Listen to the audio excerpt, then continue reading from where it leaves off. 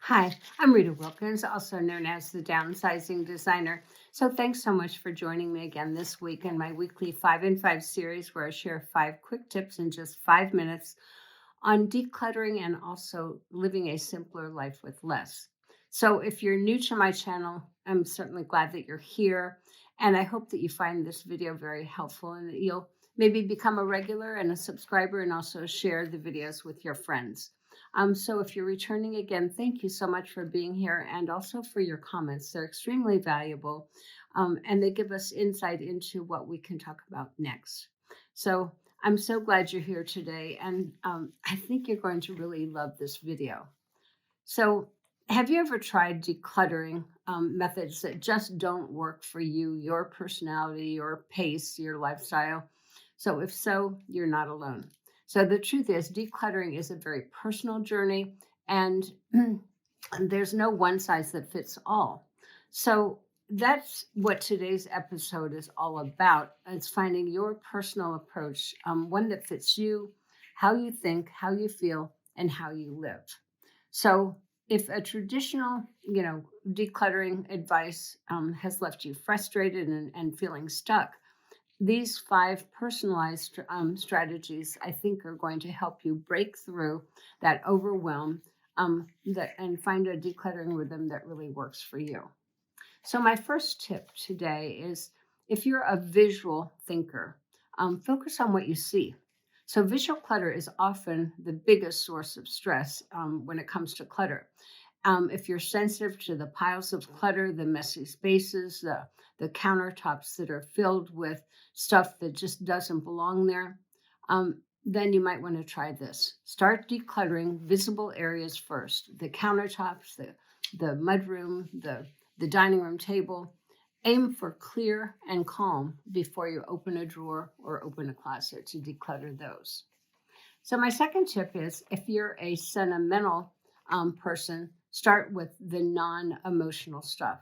So, if you feel deeply connected to your things, especially the family heirlooms, the gifts, the memorabilia, try this.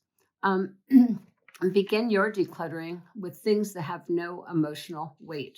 So, those are easily expired pantry items, the old cords, the old towels and linens. By decluttering these types of items first, you build your decluttering muscle and your confidence before you take on the more sentimental things. My third tip today is if you are detail oriented, give yourself some structure. So, if you like steps, if you like systems or a clear plan forward, you might tend to get stuck by overthinking, overanalyzing. So, if this sounds like you, try this. Use a checklist. I have one. It's called the Essential Decluttering Guide. This helps you limit yourself to just one area declutter for each decluttering session. So let the structure support you, not the overwhelm. My fourth tip is if you're a fast paced person, make decluttering a quick win. So if you get bored easily or if you feel like decluttering just takes too long, you probably need some fast results and quick wins to stay motivated. So if this sounds like you, try this. Use this 10-minute trick. Set a timer, pick a drawer or a shelf, and race the clock for the win.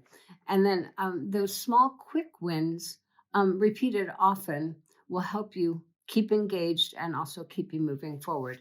And besides that, it's fun because it's just kind of fun to beat that clock. And tip number 5, if you're an all or none person, learn to trust the middle. So if you either want to declutter the entire home in one weekend or not do it at all, try trusting somewhere in the middle because something is better than nothing. So perfectionism can get in the way and it can lead to burnout and then nothing gets done. So if this sounds like you, try this. Focus on progress, not perfection. Remind yourself that 5% or 10% is far better than none. So learn to celebrate the little wins because they can actually add up pretty quickly. So remember, the best decluttering method is the one that works for you. There's no need to follow someone else's guide if it doesn't fit your personality or your pace. And if you want some support To discover which decluttering approach works best for you, check out my 15-minute burst method in the visual decluttering workbook. The link is below. It's perfect for helping you find your way. So thanks for being here again. I'll see you next week with more decluttering tips and motivation to live with less. And until then, give yourself permission to do things your way.